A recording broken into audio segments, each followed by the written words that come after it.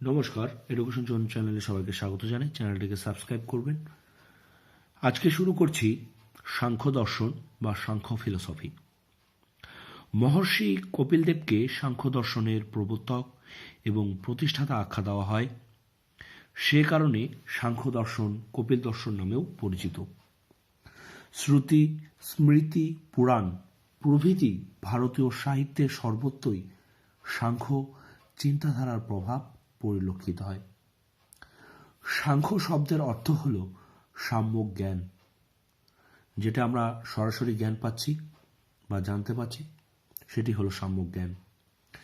যে দর্শনে সাম্যক জ্ঞানের কথা আলোচিত হয়েছে বা যে দর্শন আমাদের সাম্যক জ্ঞান দিতে পারে, সেই দর্শনই হল সাংখ্য দর্শন। সৎকার্যবাদ। সাংখ্য শব্দে সৃষ্টির মূলরূপে মাত্র দুটি তত্ত্বকে স্বীকার বা স্বীকৃতি দেওয়া হয়েছে। একটি হল পুরুষ ও প্রকৃতি। সাংখ্য দর্শনে প্রকৃতি তত্ত্বে সৎকার্যবাদের উপর নির্ভরশীল। সাংখ্য দর্শনে কার্যকারণবাদকেই সৎকার্যবাদ বলে অভিহিত করা হয়। কারণ ছাড়া কোনো কার্যই ঘটা সম্ভব নয়। উৎপন্ন হওয়ার আগে কার্য কারণের মধ্যে প্রচ্ছন্ন অবস্থায় থাকে, যেমন ঘট মৃত্তিকার মধ্যে প্রচ্ছন্ন অবস্থায় থাকে। কুম্ভকার সেই তার চক্রের সাহায্যে সেই ঘটকে প্রকট করেন, অর্থাৎ সৎ থেকে সতের উৎপত্তি হয়। অসৎ থেকে সতের উৎপত্তি কখনোই সম্ভব নয়। পরিণামবাদ ও বিবর্তনবাদ সম্পর্কে একটু জানেন। সৎকার্যবাদের দুটো রূপ থাকে, একটা হলো পরিণামবাদ ও বিবর্তনবাদ। পরিণাম বুঝতেই পাচ্ছি, কোনো একটি হওয়ার পরে তার পরিণতিতে যেটা হয়, আর বিবর্তন বা বিবর্তিত হয় যেটা, সেটা তো বুঝতেই পাচ্ছি বিবর্তন কখন বলা হয়, কখন হয় বিবর্তন। তা কি বলেছে? পরিণামবাদ অনুসারে কার্যের উৎপত্তি হয় কারণ থেকে, অর্থাৎ উৎপত্তির সময় মৃত্তিকা তার যে প্রকৃতি সেটি কি হয়েছে, পরবর্তীতে কিন্তু ঘটে রূপান্তরিত হয়েছে। তাহলে ঘট হলো মৃত্তিকার পরিণাম। তাহলে মৃত্তিকা থেকে যেহেতু ঘটটা চলে আসলো, সেজন্য ঘটটা হলো মৃত্তিকার পরিণাম বা মৃত্তিকা পরিবর্তন হয়েই কিন্তু ঘটে পরিণত হলো। সাংখ্য দার্শনিকরা পরিণামবাদের সমর্থক। আবার বিবর্তনবাদ অনুসারে কারণ প্রকৃতপক্ষে কার্যের রূপান্তরিত হয় না, শুধুমাত্র কার্যরূপে প্রতিভাত হয়, যেমন রুজুতে সর্পভ্রম। অদ্বৈত বেদান্ত বিবর্তনবাদের সমর্থক। এবার পুরুষ সম্পর্কে জানব। সাংখ্য দর্শনে আত্মাকেই পুরুষ নামে অভিহিত করা হয়েছে। পুরুষ বা আত্মার দেহ, মন, ইন্দ্রিয়, আবার বলছি, পুরুষ বা আত্মা দেহ, মন, ইন্দ্রিয়, বুদ্ধি বা জড়জগতের কোনো বস্তু নয়। পুরুষ স্বপ্রকাশ চৈতন্য স্বরূপ বা জ্ঞান স্বরূপ। পুরুষের মাধ্যমে জড় প্রকাশিত হয়। পুরুষ নিত্য, শুদ্ধ বুদ্ধ ও মুক্ত স্বভাব। পুরুষ নির্গুণ। পুরুষ প্রাকৃতিক বিকারের অতীত। পুরুষ এক নয়, বহু। এ বিশ্বকে পুরুষ বা আত্মা ব্যতীত ব্যাখ্যা করা সম্ভব নয়। পুরুষকে অস্বীকারের অর্থ হল নিজের অস্তিত্বকেই অস্বীকার করা। প্রকৃতি সম্পর্কে কি বলেছে? প্রকৃতি হল জড়জগতের মূল উপাদানের কারণ। প্রকৃতি চেতন নয়, জড়। প্রকৃতি অব্যক্ত নামেও পরিচিত। প্রকৃতি নিত্য ও অবিনাশী। প্রকৃতি নিত্য ও অবিনাশী। সত্য, রজ ও তম এই তিন গুণের সমবাবস্থাই হল প্রকৃতি। সত্য, রজ ও তম কাকে বলে আমরা একটু পরে জানব। তা সত্য, রজ ও তম নিয়েই কি হয়? প্রকৃতি তৈরি। সত্য, রজ ও তম এই তিনটি গুণ প্রকৃতির ধর্ম নয়, এগুলো প্রকৃতির উপাদান। এই গুণগুলো সূক্ষ্ম হওয়ার ফলে এগুলোকে প্রত্যক্ষ করা যায় না। জগতের বিভিন্ন বস্তু এই গুণগুলির কার্য ও এই কার্য থেকেই এদের অস্তিত্ব অনুমান করে নেওয়া হয়। সত্যগুণ সুখদায়ক, রজগুণ দুঃখদায়ক এবং তমগুণ বিষাদাত্মক। তাহলে কি সত্যগুণ হলো সুখদায়ক হলো, রজগুণ হলো দুঃখদায়ক এবং তমগুণ হলো বিষাদাত্মক। জাগতিক সমস্ত বস্তুর মধ্যে সুখ, দুঃখ ও বিষাদ পরিলক্ষিত হয়, তখন জগতের আদি কারণের মধ্যে এই তিন গুণের উপাদান অবশ্যই থাকবে। সুখের সমস্ত অবস্থা অর্থাৎ আনন্দ, প্রীতি, সন্তোষ, উল্লাস প্রভৃতি সত্যগুণের মধ্যে বস্তুতে থাকে। আবার রজগুণের ক্রিয়ার ফলে বস্তু গতিশীল হয়। রজগুণ দুঃখ স্বরূপ এবং সমস্ত প্রকার দুঃখজনক অভিজ্ঞতার কারণ। তমগুণ বস্তুর নিষ্ক্রিয়তার কারণ। তমগুণের প্রভাবেই ভ্রম, নিদ্রা, আলস্য, প্রমাদ ও সবের সৃষ্টি হয়। সত্য, রজ ও তম এই ত্রিগুণ একত্রে ক্রিয়াশীল হওয়ায় এদের কোনোভাবে পৃথক করা সম্ভব নয়। জাগতিক সকল বস্তুর মধ্যেই এই তিনটি গুণ উপস্থিত থাকে। শুধুমাত্র পরিমাণের তারতম্যের জন্যই জগতে বস্তুর মধ্যে এত বৈচিত্র্য পরিলক্ষিত হয়। জীব ও পুরুষ সম্পর্কে কি বলা হয়েছে? সাংখ্য দর্শনে ব্যবহারিক পুরুষ এবং পারমার্থিক পুরুষ এই দুইয়ের মধ্যে পার্থক্য করা হয়েছে। সাংখ্য দর্শনে ব্যবহারিক পুরুষকে জীব এবং পারমার্থিক পুরুষকে পুরুষ নামে অভিহিত করা হয়েছে। পুরুষ কর্তা বা ভোক্তা কোনোটিই নয়, জীবই কর্তা এবং ভোক্তা। দেহ এবং ইন্দ্রিয় বিশিষ্ট পুরুষকে জীব বলা হয়। ইন্দ্রিয়ের উপস্থিতিতেই পুরুষ ক্রিয়া করতে পারে বা ভোগ করতে পারে। এবার পুরুষ ও প্রকৃতির সংযোগে জগতের অভিব্যক্তি সম্পর্কে একটু আমরা জেনে নিই। সক্রিয় অচেতন প্রকৃতি ও নিষ্ক্রিয় চেতন পুরুষের সংযোগের মাধ্যমেই জগতের এভলিউশন বা অভিব্যক্তি সম্ভব হয়। প্রকৃতি ও পুরুষের সংযোগের ফলে সত্য, রজ ও তমগুণের সাম্যাবস্থায় ব্যাঘাত ঘটে। বুদ্ধি হল প্রকৃতির প্রথম পরিণাম। এই জগতের যাবতীয় বস্তু সৃষ্টির বীজ বলেই বুদ্ধিকে মহৎ বা বিরাট বলা হয়। সকল জীবের মধ্যে বুদ্ধির অস্তিত্ব পরিলক্ষিত হয়। বুদ্ধি ও পুরুষ সম্পূর্ণ ভিন্ন, কিন্তু পুরুষের সান্নিধ্যের জন্যই পুরুষের চৈতন্য বুদ্ধিতে প্রতিবিম্বিত হয়। বুদ্ধি হল সেই মানসিক শক্তি যা পুরুষ ও প্রকৃতির মধ্যে পার্থক্য রচনা করে। প্রকৃতির দ্বিতীয় পরিণাম হল অহংকার। অহংকার হল অভিমান অথবা আমি ও আমার বোধ। এই জন্যই পুরুষ নিজেকে কর্তা ও ভোক্তা বলে মনে করে। অহংকারের বিকারের ফলে একাদশ ইন্দ্রিয়ের আবির্ভাব ঘটে। এগুলি হল পঞ্চ জ্ঞানেন্দ্রিয়: চক্ষু, শ্রোত্র, ঘ্রাণ, রসন, ত্বক। পঞ্চ কর্মেন্দ্রিয় কি? বাক, পানি, পাদ, বায়ু ও উপস্থ ও মন। অহংকারের বিকাশের ফলে এছাড়াও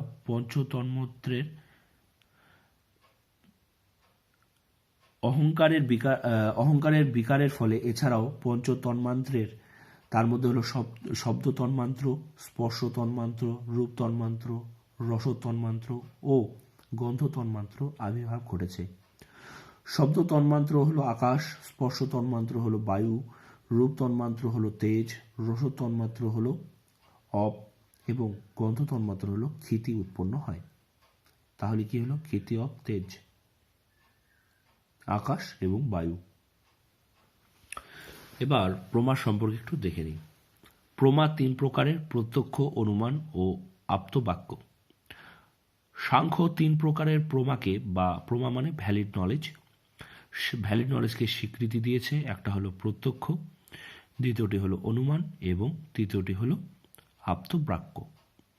সাংখ্য দর্শনে উপমান, অর্থাপত্তি ও অনুপলব্ধিকে অতিরিক্ত প্রমারূপে স্বীকৃতি দেওয়া হয়নি, কারণ এগুলো হয় প্রত্যক্ষ কিংবা আপ্তবাক্য বা অনুমানের অন্তর্ভুক্ত। প্রত্যক্ষ সম্পর্কে কি বলেছে? জ্ঞানেন্দ্রিয়ের সঙ্গে সরাসরি সংযোগের ফলে প্রত্যক্ষ সম্ভব হয়।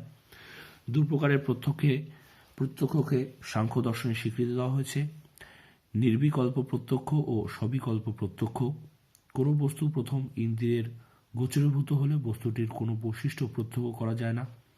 বস্তুর ওই প্রাথমিক প্রত্যক্ষকেই নির্বিকল্প প্রত্যক্ষ আখ্যা দেওয়া হয়েছে। ঠিক পর মুহূর্তেই বিচার বিবেচনা ও বিশ্লেষণের মাধ্যমে বস্তুটির বৈশিষ্ট্য অনুধাবন করা সম্ভব হয়। এই প্রত্যক্ষ হল সবিকল্প প্রত্যক্ষ রূপে পরিচিত। অনুমানে কি বলা হয়েছে? অনুমান হলো এমন একটি পদ সম্পর্কে জ্ঞান যা আমাদের সামনে অনুপস্থিত, কিন্তু সেই অনুপস্থিত পদ আমাদের প্রত্যক্ষের গোচরীভূত একটি পদের সঙ্গে সম্পর্কযুক্ত। ধোঁয়ার প্রত্যক্ষণের মাধ্যমে আগুন সম্পর্কে জ্ঞান অর্জন করা যায়। যেখানে ধোঁয়া ছিল আমরা বলতে পারি যে সেখানে আগুনও থাকতে পারে। এখানে ধোঁয়া হলো লিঙ্গ, আগুন হলো লিঙ্গি। যেহেতু ধোঁয়া আগুনের মধ্যে বর্তমান, সাধ্য ও হেতুর মধ্যে অপরিবর্তনীয় সহাবস্থানে জ্ঞান থেকে সাধ্য সম্পর্কে যে জ্ঞান লাভ করা যায় তাকে অনুমান বলা হয়।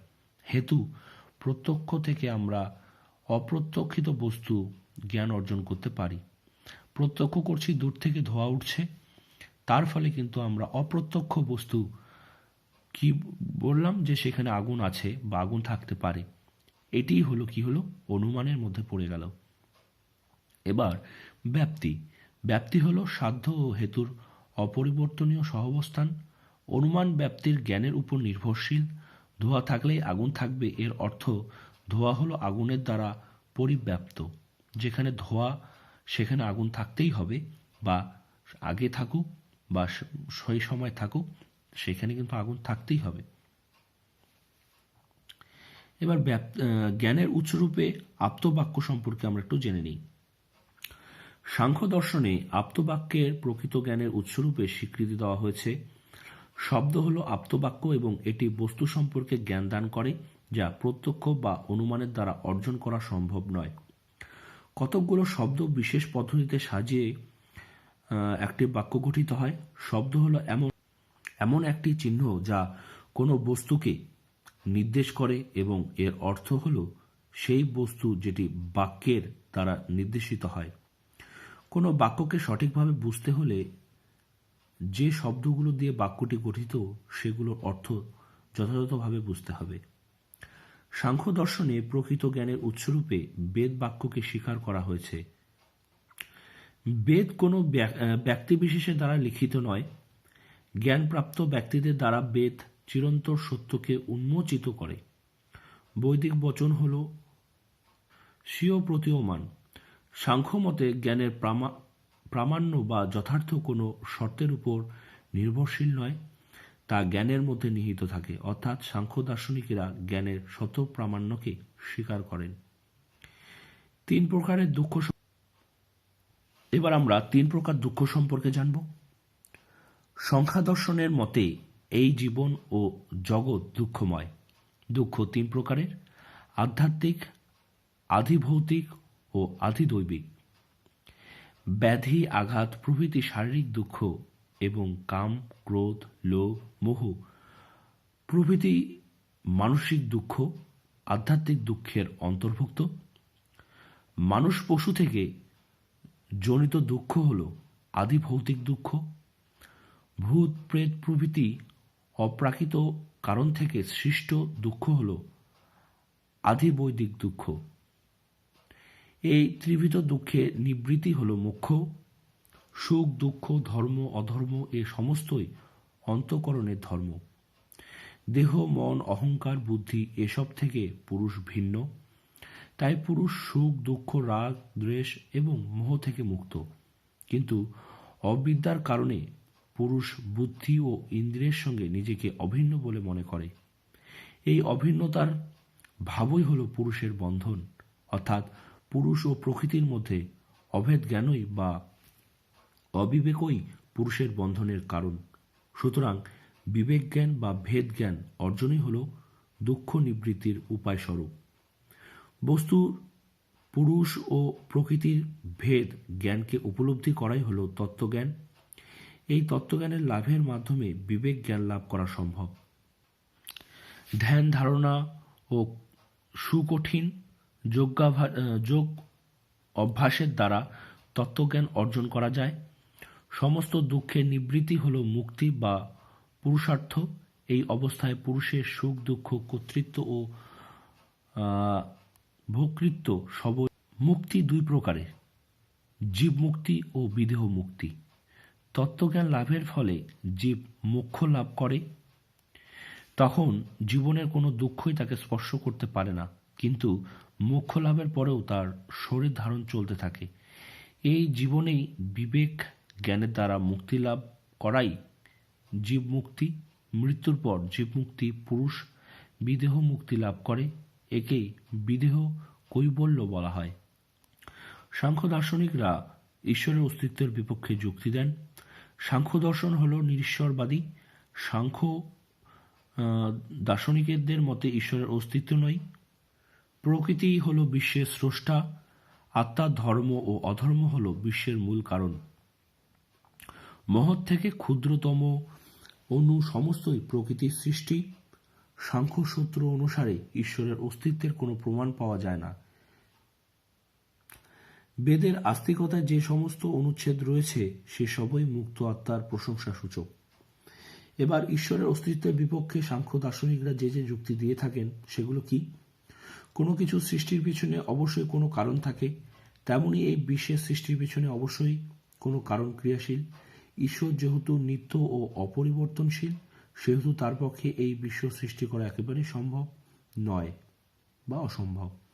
প্রকৃতি বিশ্বজগতের মূল কারণ।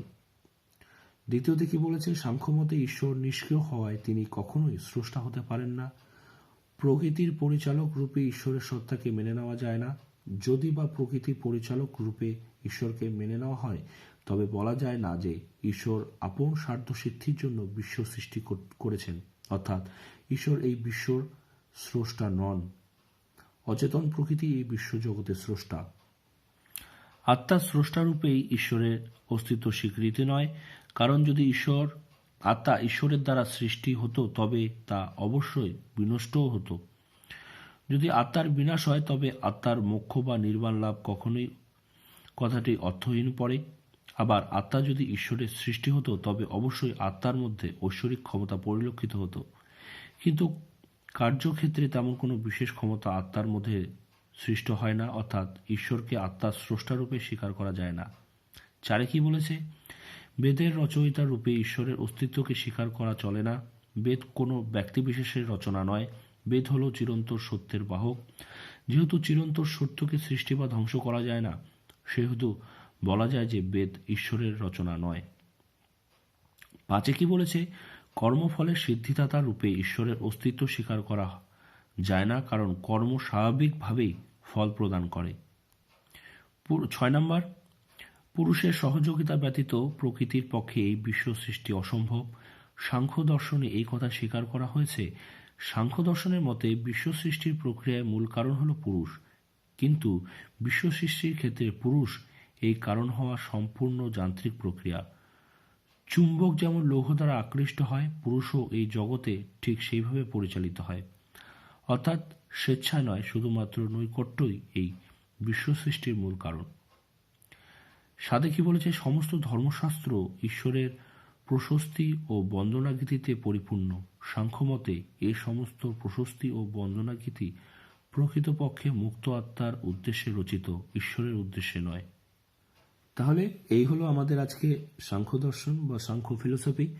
আশা করি সাংখ্য দর্শনে কি কি বিষয়গুলো আছে, কি বলা হয়েছে আমাদের পৃথিবীর সৃষ্টি বা আমাদের কার্যকারণ সম্পর্কে কি কি বলা হয়েছে, আশা করি এই ভিডিওর মাধ্যমে আপনাদের কিছু তথ্য আপনারা পেয়ে যাবেন। তাহলে এই ভিডিওটি যদি ভালো লাগে তাহলে আপনারা অবশ্যই লাইক কমেন্ট শেয়ার করবেন। আমার গলা খারাপের জন্য হয়তো উচ্চারণ এবং ভাষার একটু বুঝতে অসুবিধা হতে পারে। আশা করি পরবর্তী ভিডিওগুলোতে সেই সমস্যাটা দূর হয়ে যাবে। তাহলে আপনারা ভালো থাকবেন, সুস্থ থাকবেন। আমিও সুস্থ হওয়ার চেষ্টা করছি। বিদায় নিচ্ছি।